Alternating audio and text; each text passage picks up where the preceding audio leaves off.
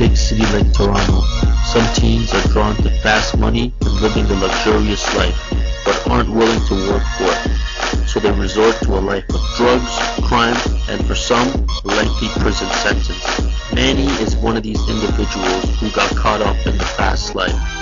He served 4 years behind bars for aggravated assault and a slew of other felony charges.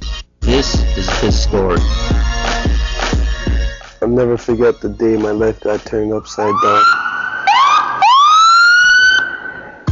Manny began his involvement in crime at a young age while growing up in public housing in Toronto's West End. His level of crime escalated as he grew older. When I got into high school, I'd look up to the older kids and see the kind of lifestyle that they were having. They were using drugs, they were selling drugs, they were in gangs.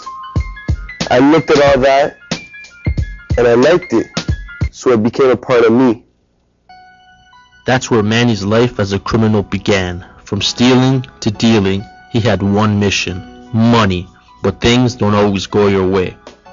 People say money doesn't bring happiness, but at the time, it was making me happy. So one day, I was making a drug deal, and it felt like every other drug deal, but on the inside, I didn't feel right. Next thing you know, the cops come charging in. They arrested me for trafficking of narcotics.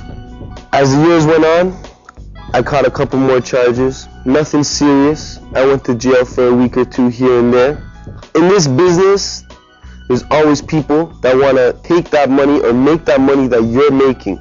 So I heard of this dude that was trying to take over my spot, selling his dope, and trying to take over my customers. And I just wouldn't have it. So one day comes by, and I went up to the dude, and I confronted him about stepping into my area and selling his dope to my customers. I don't know whether it was the mix of alcohol and drugs, and whether I had a bad day, but I felt like my mind was taken over by something I couldn't stop. The next thing I know, I'm just punching this guy left and right, that he was just lying there unconscious. I did feel guilty about the situation. But when you're in this game, I could have very well been on the other side of that beating. Manny was arrested the following week.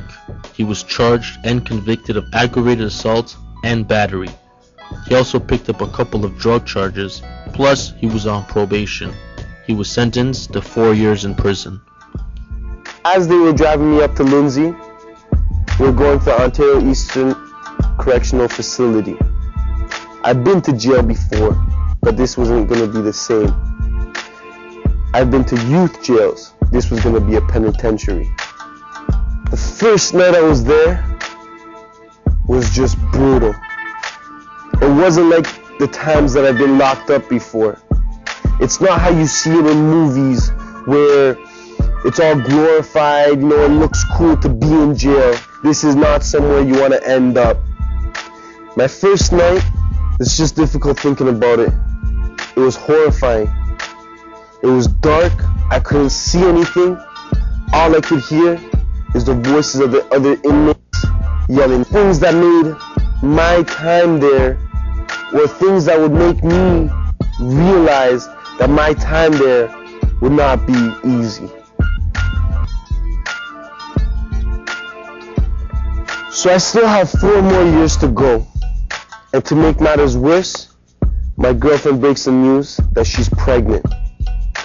Not only am I young and having a child, but I'm in prison. As the days and nights went by, they went by slow, keep that in mind. But it gave me a lot to think about.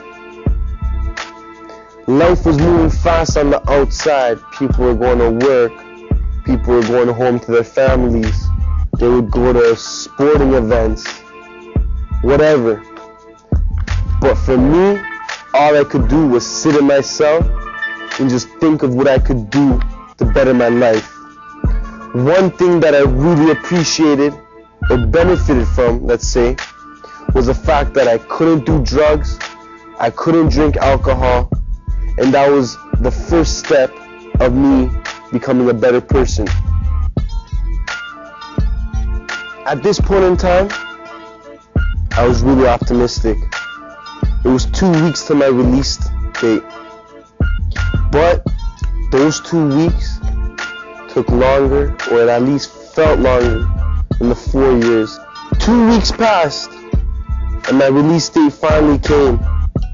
I was a free man.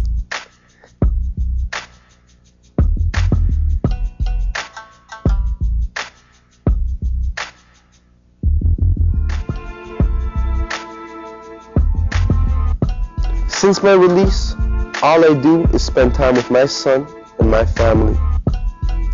I take my son to the park. I teach him how to play sports. I talk to him. Not only is he my son, but as he grows up, I want to be his best friend. I want to do things my father never did for me. Basically, one thing I just want to say to all the kids out there who watch the movies, it's not how it looks, it's not how it seems. It's not as glamorous as it seems, and I'm telling you, I've been there and I've been through it all. And one thing that helped me survive it all was knowing that I had a son coming. That's what made me survive, and that's what kept me going. So if you're dealing, if you're doing drugs, put it aside and do something better for yourself. Get an education, grow up, have a family, and be a true man and support your family.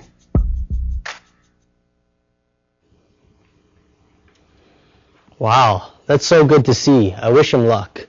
But it's almost time to present our special guests. But first, you guys have heard of Project Runway. That's the reality show where with all that fashion designing, well, our very own Oscar Bandy got to speak with one of the designers. So let's check it out.